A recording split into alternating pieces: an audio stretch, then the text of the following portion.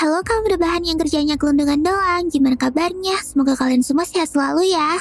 Di video kali ini, aku bakalan ngebawain alur cerita dari anime Cina berjudul Hebei Wushang. Anime Cina atau Tonghua ini bercerita tentang petualangan dua orang kakak beradik bernama Xiaohe dan Xiaobai yang merupakan seorang pemburu roh. Mereka bertugas untuk membunuh manusia dan mengambil rohnya demi keseimbangan dunia. Nah jadi, di dunia itu tuh terdapat 3 alam kehidupan, yaitu alam surga, alam manusia, dan alam perbatasan. Ketiga alam itu harus dijaga keseimbangannya dengan menjamin peredaran roh ketiga alam tersebut. Dan untuk melaksanakan tugas itu, ada para pemburu roh yang disebut sebagai Black and White Warriors. Dan salah satunya adalah Xiaohe dan Xiaobai. Ya bisa dibilang mereka ini tuh kayak malaikat pencabut nyawa gitu deh. Tapi sayangnya mereka berdua ini tuh tulul banget saat melaksanain tugas. Bahkan bos dunia bawah sering marah-marah sama mereka berdua. Soalnya Xiaohe dan Xiaobai ini tuh sering banget kalah saat bertarung sama roh yang akan mereka ambil. Bahkan Xiaohe dianggap gak mempunyai kekuatan roh yang membuatnya selalu dikalahkan oleh roh-roh lain. Lalu suatu hari saat lagi tugas nyelesain misi harian mereka, Xiaohe tiba-tiba terjebak di suatu segel yang di dalamnya terdapat 99 arwah paling kejam dan terkuat yang telah tersegel selama ribuan tahun. Arwah-arwah itu disegel oleh Raja Setan yang bernama Chongqui. Chong yang juga merupakan orang tua asuh dari Xiaohe dan Xiaobai itu langsung panik setelah mengetahui hal tersebut. Dia takut kalau segel itu bakalan rusak dan arwah-arwah jahat yang ada di dalamnya kembali terbebas ke dunia. Namun tiba-tiba Xiaohe bertemu dengan salah seorang arwah yang berkata kalau Xiaohe itu sebenarnya adalah salah seorang dari mereka. Yang artinya Xiaohe merupakan arwah ke-100 yang seharusnya tersegel bersama mereka. Lalu siapakah Xiaohe yang sebenarnya? Dan kekuatan tersembunyi apa yang dimilikinya? Oke deh, gak usah lama-lama lagi. Yuk langsung aja kita rebahan dan nikmati ceritanya. Tapi jangan lupa buat subscribe, like, dan komennya di channel ini, biar aku makin semangat buat bikin konten. Thank you, Mina. Tapi sebelum mulai videonya, aku mau kasih info menarik nih dari Misfit Society. Karena mulai sekarang, Misfit Society udah tersedia di marketplace seperti Shopee, Tokopedia, dan Lazada. Dan desain terbarunya adalah karakter Nico Robin versi Geisha yang super keren banget. Oh iya, sekarang Misfit Society juga udah bisa pesan dan bayar di tempat atau COD loh. Wah, praktis banget kan? Pengirimannya juga cepat karena udah ready stock. Cuma 1-2 hari aja udah bisa dikirim loh. Udah gitu kalian juga bisa dapat gratis ongkir. Terus untuk bahan kaosnya juga nggak kaleng-kaleng guys, yaitu cotton combat yang super adem. Kalian bisa ngedapetin harga spesial yaitu 119.000 aja dari harga normal 160.000. Beuh, mantap banget kan diskonnya? Jadi tunggu apa lagi? Kok buruan dipesen ya? Soalnya kaos ini cuma tersedia 150 pieces aja guys. Jangan sampai kehabisan. Ara, kawaii, konchu mitai.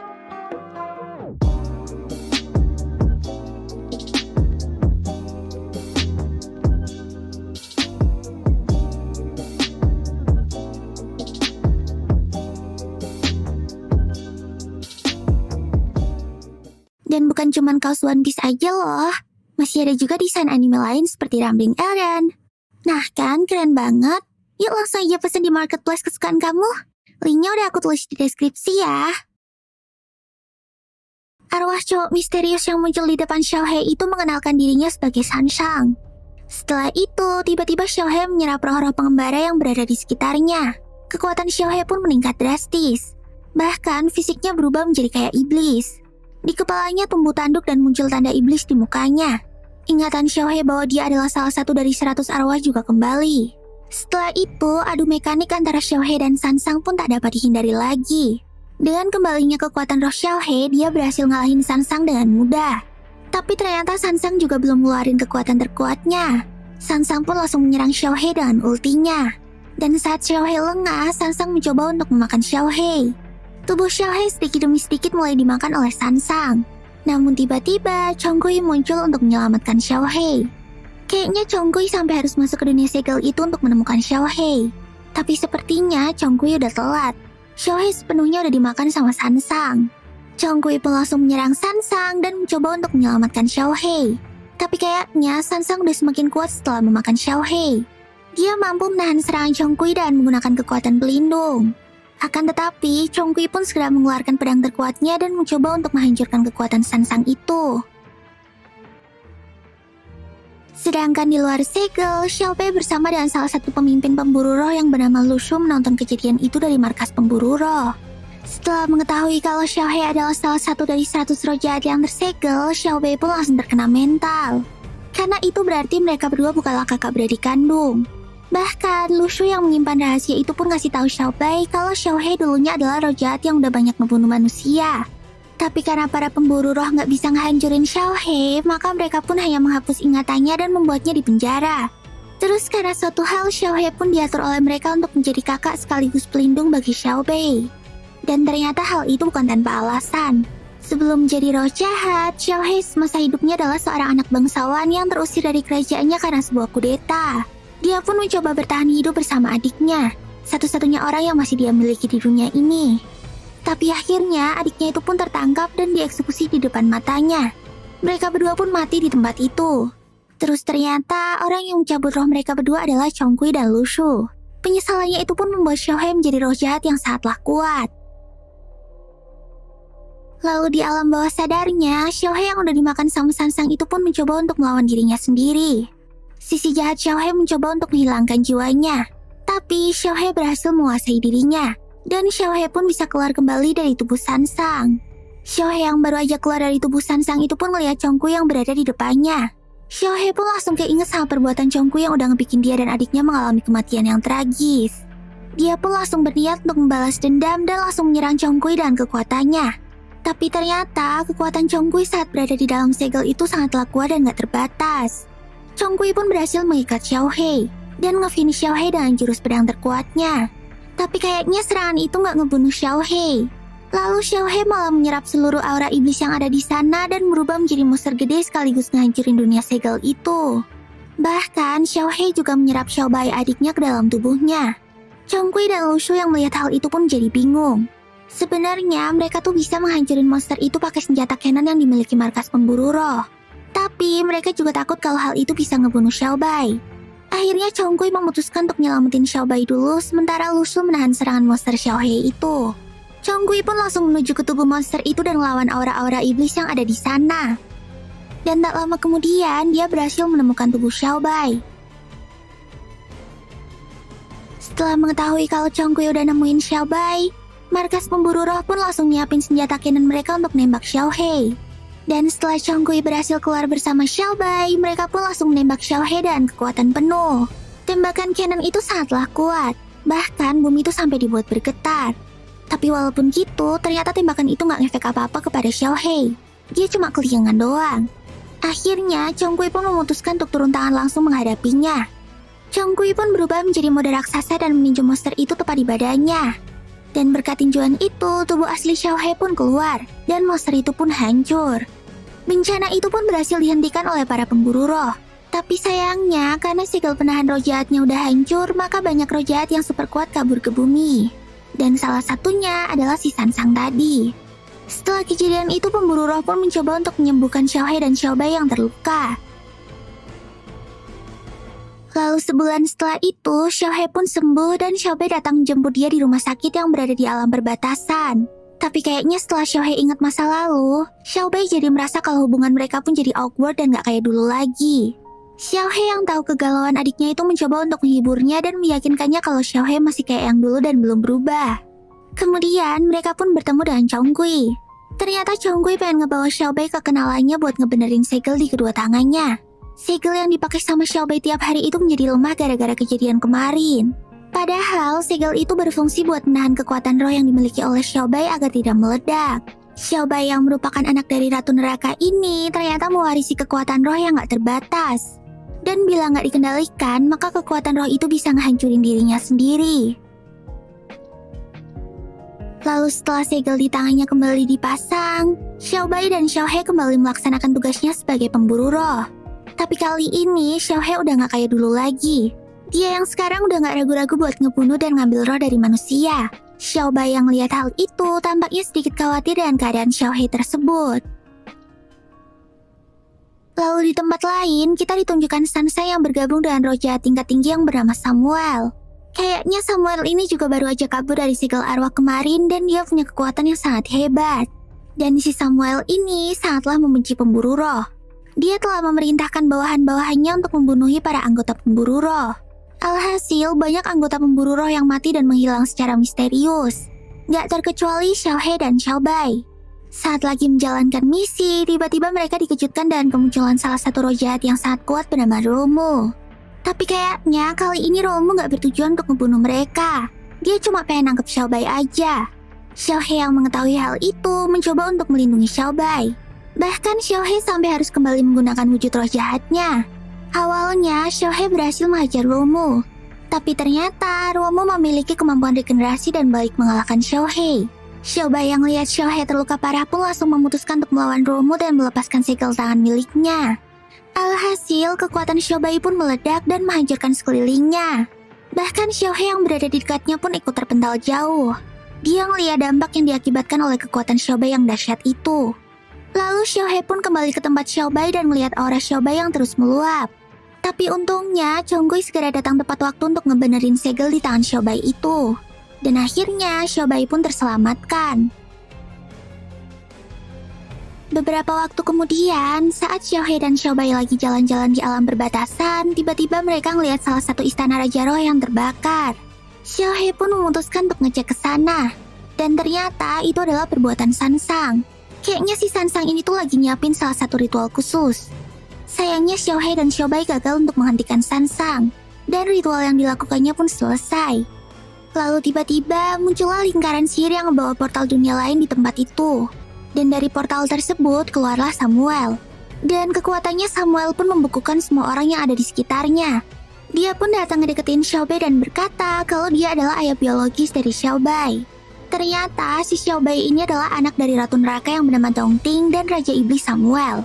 Jadi nggak heran kalau kekuatan aura rohnya tuh benar-benar gila banget sampai harus disegel demi keselamatannya sendiri. Dan tujuan Samuel kali ini adalah pengen ngejemput Xiaobai dan ngajak anaknya itu untuk bergabung bersamanya. Tapi tampaknya para pasukan pemburu roh nggak akan ngebiarin hal itu terjadi. Mereka langsung datang untuk melawan Samuel dan bawahan-bawahannya. Bahkan Xiaohe juga langsung coba ngelindungi Xiaobai dan maju untuk melawan Samuel. Dan dengan mudah Xiaohe berhasil ngalahin bawahan-bawahan Samuel. Tapi saat berhadapan dengan Samuel, Xiaohe tampak kewalahan. Bahkan Samuel bisa ngebikin Xiaohe nggak berdaya dengan gampang.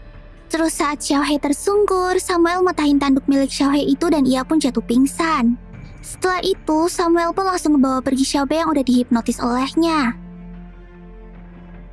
Beberapa waktu kemudian, Xiaohe terbangun di rumah Lusu. Kayaknya Lusu dan Chonggui lah yang udah nyelamatin Xiaohe di pertarungan kemarin. Xiaohe yang ingat kalau Xiaobai udah diculik sama Samuel itu langsung berusaha untuk mencarinya. Tapi Lusu mencegahnya dan berkata kalau Xiaohe masih butuh persiapan sebelum melawan Samuel. Lusu pun langsung mengajak Xiaohe untuk berlatih. Lusu merasa kalau Xiaohe itu masih kurang dalam kemampuan pengendalian energi. Oleh karena itu, dia pun ngasih senjata khusus untuk Xiaohe. Senjata itu akan semakin kuat ketika menyerap energi spiritual. Jadi bakalan cocok banget untuk Xiaohe yang energinya tuh gak terbatas. Xiaohe pun langsung kembali semangat dan memakai pedang itu untuk berlatih tanding dengan Lusu. Beberapa saat kemudian, setelah Xiaohe berhasil menguasai senjata barunya itu, tiba-tiba Chonggui datang bersama dua orang misterius yang akan membantu mereka menemukan markas Samuel. Dan ternyata salah satunya adalah Sansang. Awalnya Lusu dan Xiaohe nggak percaya sama Sansang dan pengen ngehajar dia. Tapi Sansang langsung yakinin mereka kalau dia tuh udah insyaf dan pengen kembali ke jalan yang benar dengan cara ngebantuin mereka. Lalu setelah mastiin kalau Sansang ini nggak bohong, pria satunya yang ternyata adalah duta besar alam roh itu pun langsung ngebuka portal untuk masuk ke gerbang alam roh dan menuju ke istana iblis milik Samuel. Singkat kata mereka pun sampai di gerbang pertama yang dijaga oleh roh jahat bawahan Samuel. Xiaohe pun langsung semangat untuk menjajal senjata barunya. Dia pun langsung maju untuk menghadapi roh jahat itu. Dan setelah tahu kalau roh jahat tersebut adalah pengguna elemen air, Chonggui langsung ngasih elemen api ke senjata Xiaohe. Dan demikian senjata Xiaohe pun jadi lebih overpower karena memiliki elemen yang pas untuk melawan roh jahat itu. Alhasil, Xiaohe pun berhasil ngalahin roh itu dengan mudah. Setelah roh itu mati, muncullah kristal dari dalam tubuhnya. Dan dari kristal itu membuka portal baru untuk menuju gerbang berikutnya. Setelah memasuki portal itu, akhirnya mereka sampai ke tempat berikutnya yang disebut makam Longgu. Di dalam tempat itu, mereka bertemu dengan dua bawahan Samuel yang akan melawan mereka. Tapi sebelum bertarung, bawahan Samuel yang bernama Romedal pun berkata kalau mereka tuh udah terlambat. Karena Samuel udah berhasil memenuhi tujuannya, yaitu membangkitkan pohon Tushen. Pohon Tushen sendiri adalah makhluk mitologi kuno yang dapat menumbuhkan 3 alam dan menciptakan dunia baru. Jadi, bisa dibilang kalau pohon Tushen itu bisa meriset seluruh kehidupan di dunia. Tapi karena pohon itu memerlukan energi spiritual yang gede untuk tumbuh, maka Samuel pun membutuhkan kekuatan Xiaobai untuk menumbuhkannya. Jadi bisa dibilang kalau Samuel tuh udah ngorbanin anaknya sendiri demi membuat dunia baru menggunakan pohon Tushen. Setelah mengetahui fakta itu, mereka pun langsung bertarung. Battle Royale pun gak bisa dihindari. Xiaohe dan Chongqui melawan Romedal, sedangkan Lusu dan Sansang menghadapi roh jahat cewek yang satunya. Dan tentu aja, mereka berempat berhasil ngalahin roh jahat itu dengan mudah. Xiaohe pun berhasil mendapatkan kristal untuk menuju ke tempat berikutnya. Dan kali ini dia harus maju sendirian untuk melawan Samuel. Karena Chongqui dan Lusu punya tugas lain untuk membantu pemburu roh menyiapkan kekuatan untuk menahan pohon Tushen. Xiaohe merasa gak masalah dengan hal itu, dan ia pun pergi memasuki portal dan percaya diri. Lalu di tempat lain, Samuel yang habis membangkitkan pohon Tushen tiba-tiba didatangi oleh Tongting, mama dari Xiaobai.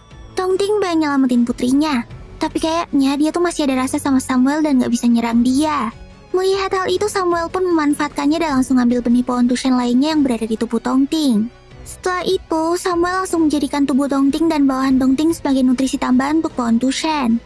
Tapi kayaknya rencana Samuel itu gak berjalan dengan lancar. Rupanya tubuh bawahan Tongting itu memiliki racun untuk pohon Tushen. Dan itu membuat pohon tersebut kehilangan energi spiritualnya. Karena hal itulah, tubuh Xiaobai pun terbebas dari pohon Tushen. Samuel yang rencananya digagalin sama Tongting itu pun langsung emosi dan berubah ke wujud aslinya. Lalu dia pun mencoba untuk menangkap Xiaobai kembali dan akan berusaha untuk membangkitkan pohon Tushen lagi. Tapi tiba-tiba Xiaohe datang untuk menyelamatkan Xiaobai. Samuel pun langsung mensaman pedangnya untuk menghadapi Xiaohe. Dan lagi-lagi adu mekanik pun gak bisa dihindari. Samuel mengeluarkan jurus Kekai yang membuat Xiaohe gak bisa bergerak. Kemudian mereka pun terjatuh dari gedung itu dan lanjutin pertarungannya. Lalu Xiaohe terkena serangan Samuel dengan telak dan jatuh tersungkur. Saat itu Samuel melihat ada benda yang terbang di udara. Dan dia pun langsung tahu kalau 3 alam kehidupan akan segera hancur. Dan benar aja, dunia pun terlihat mulai hancur. Para iblis dari dunia bawah juga mulai muncul ke permukaan. Lalu Samuel pun berubah menjadi mode iblis untuk melawan Xiaohe. Tapi Xiaohe gak tinggal diam. Dia juga berubah wujud menjadi serigala raksasa. Tapi walaupun begitu, kekuatan Xiaohe masih belum mampu untuk ngalahin Samuel. Dan Xiaohe malah ditusuk sama Samuel dan menggunakan tanduknya sendiri yang kemarin diambil sama Samuel. Terus saat Xiaohe mau dibunuh sama Samuel, tiba-tiba Xiaobai maju untuk melindungi Xiaohe. Dia juga ikut berubah wujud menjadi mode dewasa dan menentang ayahnya itu. Samuel yang terluka karena ledakan energi dari Xiaobai tersebut akhirnya terjatuh ke lubang yang berada di belakangnya dan terjun ke neraka. Akhirnya Xiaobai dan Xiaohe pun berhasil mengalahkan Samuel. Udah nih, gitu doang Samuel matinya. Setelah itu mereka berdua kayaknya udah gak punya harapan lagi buat nyelamatin dunia yang bakalan hancur ini. Tapi tiba-tiba Sansang datang sambil ngebawa benih pohon Tushen milik mamanya Xiaobai tadi.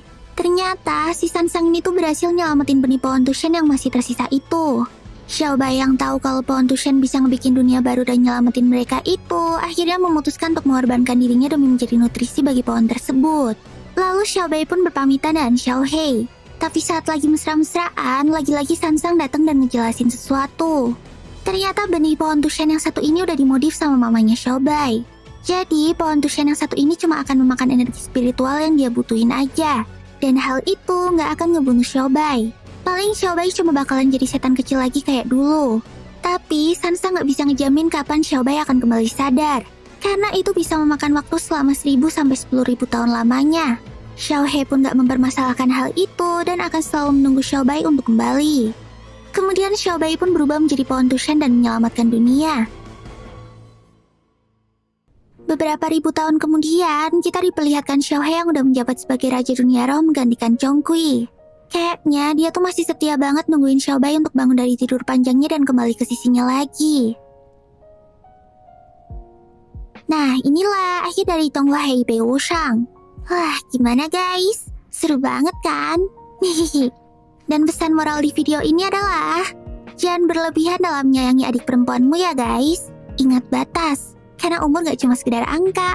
Hehehe. Jangan lupa buat subscribe, like, dan komen di channel ini ya. Terus nyalain notifikasinya, biar kalian gak ketinggalan kalau aku upload video baru. Oh iya, kalian juga bisa follow sosmed aku dan channel-channel aku yang lainnya loh. Linknya udah aku cantumin di deskripsi ya. Ya, mata nih. Sampai jumpa di video selanjutnya. Bye-bye.